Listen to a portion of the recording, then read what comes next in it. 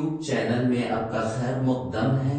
یہ ایک عجیب آدمی کی کہانی ہے۔ اب حضرات سے گزارش ہے کہ کہانی کو غور سے سنیں اور پڑھے، ویڈیو کو لائک اور چینل کو سبسکرائب ضرور کریں، یہی ہماری حوصلہ افزائی ہوگی، اور ہاں بیل آئیکن ضرور دبائیں۔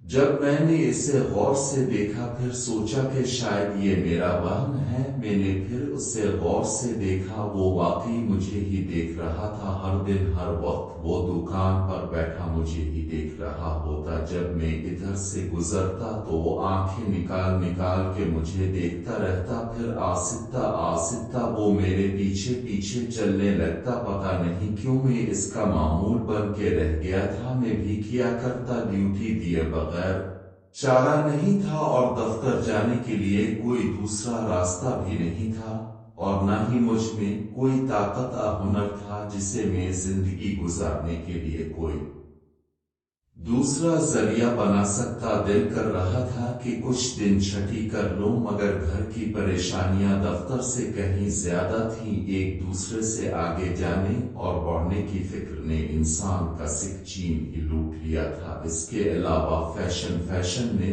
تو انسان کو زمین پر لا پٹکا ہے۔ پڑھے لکھے لوگ بھی دوسروں سے زیادہ بگڑ چکے ہیں۔ بہت سے لوگوں کو اس مسئلے پر بولتے دیکھا، مگر عملی طور وہ بھی کچھ نہیں کر سکتے۔ اس بے اصول اور بے دین زندگی، وقتی نمائش اور عارضی کوشی میں انسان اپنی اصل کو بھول چکا ہے۔ میرا بھی یہی حال ہے۔ میں نے بھی اپنے آپ کو چکی کے دو پارٹوں میں پھنسا لیا ہے، کچھ دیکھا دیکھی اور کچھ اصول۔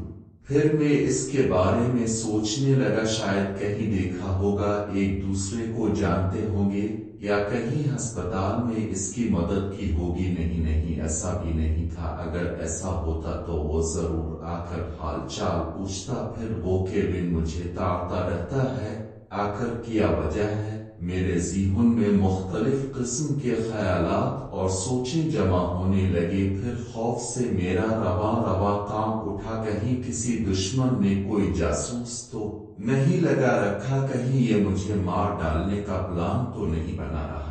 دوسرے دن دفتر والوں اپنے دفتر نہ آنے کی اطلاع دی، بہانہ بنایا کہ طبیعت ٹھیک نہیں ہے۔ دن بھر گھر پر رہا، بچوں نے 100 فرمائشیں لگائے، پڑوسی تو جیسے طاق میں تھے، چھوٹے موٹے کام تھے، کچھ درخواستیں لکھیں، گھروں کے مسئلے، گاؤں کے معاملات ایک ہی دن میں حل کرنا پڑے، اور دن بھر اس نوجوان کے بارے سوچ بھی نہ سکا کہ آخر وہ کون ہے جو ہر دن ہر وقت میرے پیچھے لگا ہوا ہے۔ میرا تو نہ کبھی سیاست سے کوئی تعلق تھا، نہ ہی کبھی ملکی قوانین کی مخالفت کی تھی، اور محکمے میں جس عہدے پر تھا نہایت نیک نیتی، ایمانداری اور محکمانہ قانون کے مطابق ہی کام کیا تھا۔ مخالف سرگرمیوں میں کبھی حصہ نہیں لیا، نہ کبھی لڑائی جھگڑا، نہ کوئی پولیس مقدمہ، اور نہ ہی عدالتوں کے چکر۔ تو پھر کیا معاملہ ہے؟ یہ کون دشمن میرے پیچھے پڑ گیا ہے؟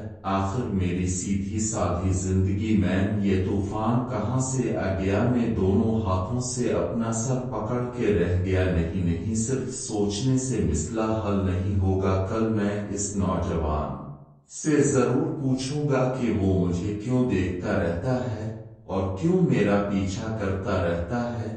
دوسرے دن دل پر پتھر رکھ کر اور حوصلہ کرتے ہوئے گھر سے نکلا کہ آج اس مصیبت سے سامنا ضرور کروں گا۔ میں جب دکان کے پاس پہنچا، وہ اٹھ کر میری طرف بڑھنے لگا تو میرا ڈر کے مارے برا حال تھا۔ میں پسینے سے شرابور تھا اور سانس تو جیسے اٹک گئی تھی۔ پتہ نہیں کیا ہوگا، ہزاروں وسوسے ذہن میں آنے لگے۔ مجھے تو اتنا بھی خیال نہ رہا کہ بھرے بازار میں وہ میرا کیا بغیر اس کی گا، اتنے میں وہ بالکل میرے سامنے آ کھڑا ہوا اور اس کی آواز میرے کانوں سے ٹکرائی، السلام علیکم۔ میں نے ڈرتے ڈرتے پتہ نہیں کس ذرا اس کے سلام کا جواب دیا۔ اس سے پہلے میں اسے کچھ کہتا تو وہ بولا، اب شاید مجھے نہیں جانتے، میں گلزار ہوں، یعقوب چوکیدار کا لڑکا، और उसकी जगह चौकीदारी करता हूँ। मैं आपके देखने के लिए ही हर रोज यहाँ खड़ा रहता हूँ, तो तुम अपने बाप की जगह चौकीदारी करते हो। मैंने पूछा क्या हाल है तुम्हारे बाप का? इस आंखें भीग गईं और बोला मेरे अबे को तो बड़ी हवेली वालों ने,